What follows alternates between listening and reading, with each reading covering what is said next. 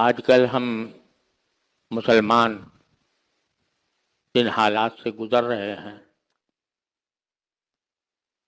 ان میں کسی اور موضوع پر بات کرنا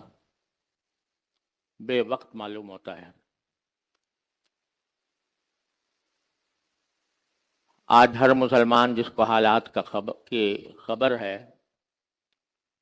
وہ فلسطین کے مسلمانوں پر جو قیامت برپا ہے اس کی وجہ سے بے چین ہے۔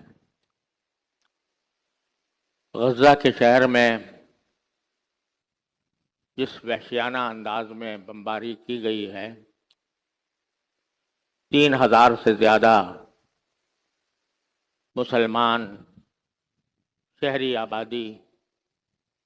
کو موت کے گھاٹ